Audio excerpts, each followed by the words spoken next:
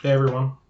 We are going to go through a tier list of reasons to quit filmmaking, and we're just going to go through them and in no order. So, first up, we have camera work. Not good with the camera, sensors, that sort of thing, making sure stuff's in focus. I got pretty low expectations. I just want it to be in focus and a smooth shot that doesn't make it painful for anyone to watch, that sort of thing. So I'm going to make that a C. And so S rank is like a reason definitely to quit filmmaking, and F is something that's easy to overcome. So I'm going to call camera work a C rank. Um, there's always opportunities with everything, whether I'm holding the camera or Jason's holding the camera or whatever. Um, but it's never been like the hugest detriment to me. Going back and watching some of my old stuff, sometimes it's painful, but it's not bad. All right, next up. The cost of doing it financially. Um, Never been huge, especially for the scale I'm comfortable with. I'd love to make a feature, but I could find the cash. Other stuff on this, like even camera work, like I'd be more worried about that than coming up with the money. I don't expect to make a profit on my stuff. Um, but I also don't want it to be a huge time money sink, which it never has. And I work with a lot of people that have like jobs and stuff, so they've been able to chip in. And no, the scale we want to do, I've always been comfortable with the financial costs. Excuse me. But with these guys now, maybe that's different. Time. Time is important, especially with these guys. There's always been a consideration. Sometimes it's like the 48-hour film festival where it's like the main issue you're dealing with, and sometimes it's like I just want to get this thing done before I lose interest. So I'm gonna put that in. Right now in my life, I'm gonna put that A rank, but before kids, it was probably a B. And it's not even so much my time; it's just the time of people involved and the other expectations put upon my life. Sound, the dreaded sound. I'm sure this sounds like it has opportunities too. We've gotten a lot better. It still sounds a little bit tinny sometimes. We're using mostly onboard audio, which I know is a no-no. I'm going to make that a B rank. Um, Ever since I started taking the audio out and doing an audio pass, it's been a lot better. Um, I'd be interested to hear what you think. Is sound something we really need to step it up on, or do we have other opportunities? Next up, location. Um, there's times when I'd love an office or a special location, like for hot dog, I would have loved an actual dog kennel or something like that, which if I hustled, I could get, but it's never been the biggest thing. I'm going to put that B rank. I kind of learned to write for what I have, and other people have too, so we're not trying to make like an office out of my wife's office. So we don't put ourselves in those positions anymore. But you always could use some more locations, so I'll make it a B. Food, keeping your cast and crew fed. We usually do like half day shoots, so it's like I'm paying for one meal, and like having a 12 pack of bottled water, even though I hate bottled water, has always been helpful. I wish I could cook or have people that like, hey Charlie, I want to make a ton of ziti for your next production. That'd be cool.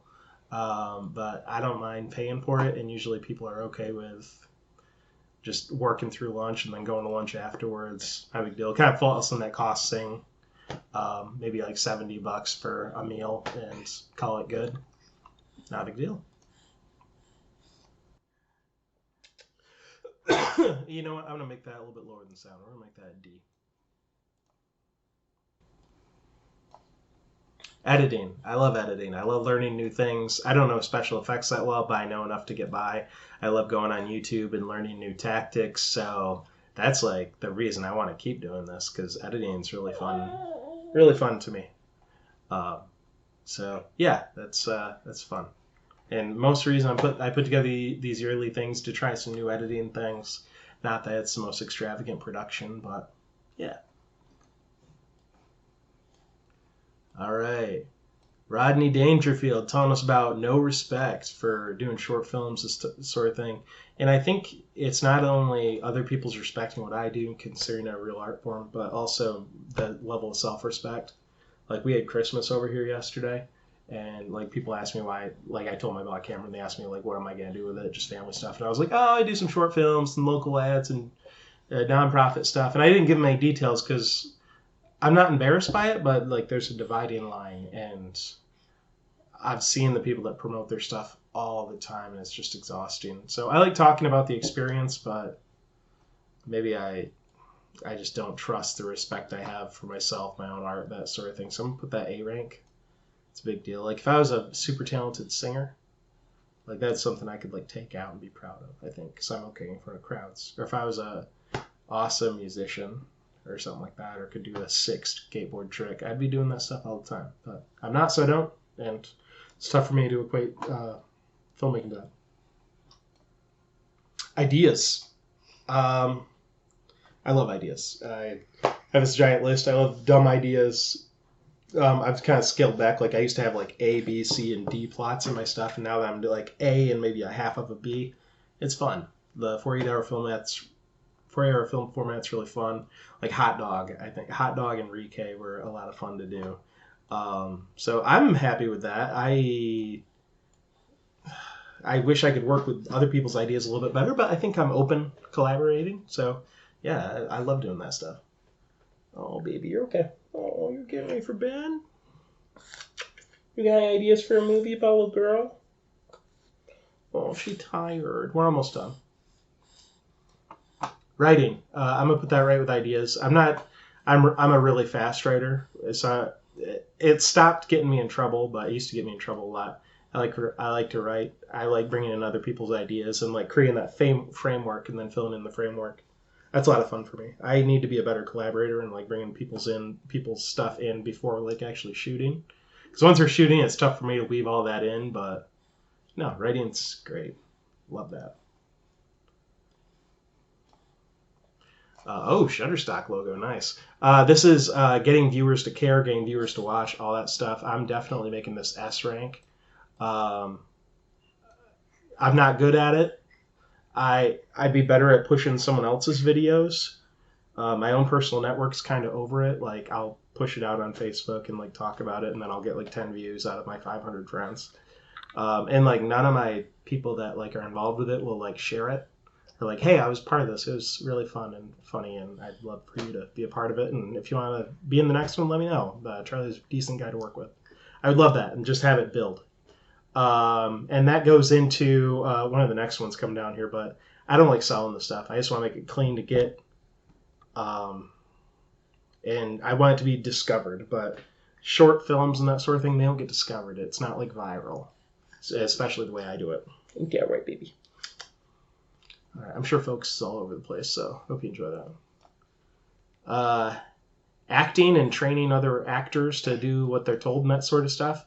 When they show up and they're ready to commit, I can modify it to work with almost anybody. I think that's kind of fun.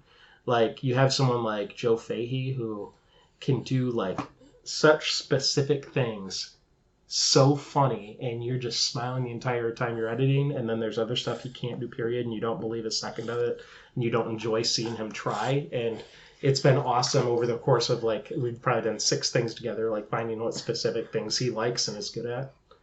And other people like Carrie can do anything, and it's fun to turn them into less of a utility player, but letting them bring themselves in. You don't just have to fit in where other people don't. So I love training I don't even train them. I train them to do what I want. And I love acting myself. I like being a side character. I don't want to be the lead. I wish I had a separate Charlie Hunt who could just be the lead of my stuff. I think we'd have more productions, which goes definitely into the next one. Getting people to be involved and show up on time and bring at least a decent performance. The people that show up, 85% of the time are perfect, exactly what I want. Like Pineapple, everybody did awesome. I was so proud to be with all those people. And like 2 out of 3 of them don't really have any acting experience, like aside from stuff with me. So that's really cool. But getting them to show up, like I gotta like coerce, I gotta beg, just my network's getting older, and I've done a terrible job of refreshing that network, or when I work on someone else's stuff, like making connections to be like, hey, we should work together. So as I get older and the kids get more where I can't lead as many of these things, that's why I need to step it up on. I'm making that like S plus. That's probably my top.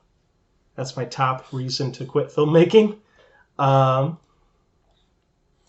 Next up, organization. Um, yeah, I like laying out how a set should run, but I definitely have opportunity, especially when I'm like the man with the vision, and if I'm a shooter as well, then yeah, organization falls by the wayside. I'll probably put that C.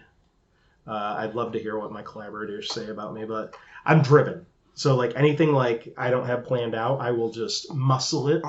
Whereas some of the people I work with that lead stuff, like they don't know how to muscle it in. They'll get dragged down in the intricacies, and I will get the thing done on time, damage free. That's what I'm about, and it'll burn me in the editing bay, but sometimes those problems are fun too. Yeah, you think that's funny? All right, finally, time. Not just getting people to show up, but my own time that I can invest in it. My own time still, even with the kids out there sleeping a little bit, it's been okay. And my wife's pretty good about, like, if I need to do something, she'll step it up and cover them. So that's okay. But again, we're all getting older, so that's something you got to navigate around. I'd love to do bigger stuff, but yeah, my half-day productions are kind of like what I'm used to. And if I could have like an extra, like if I could edit and then come back and do reshoots, oh man, everything I do would be so much better. Pineapple would be so much better if I could have just had 1 hour of reshoots after I put stuff together. But I do great with what I got, I think. And yeah, so these are my reasons to quit filmmaking based on how annoying they are. Again, S is like reasons like that make me want to kill myself in terms of making films, not actually. And then F's are like things that like aren't even cracks in the sidewalk to step over. It's like breathe into me. It's totally fine. My relationship with filmmaking is going to change. Emerson's part of the reason why. But no, it's really interesting to see where we'll go in 2020, and I'll make something happen.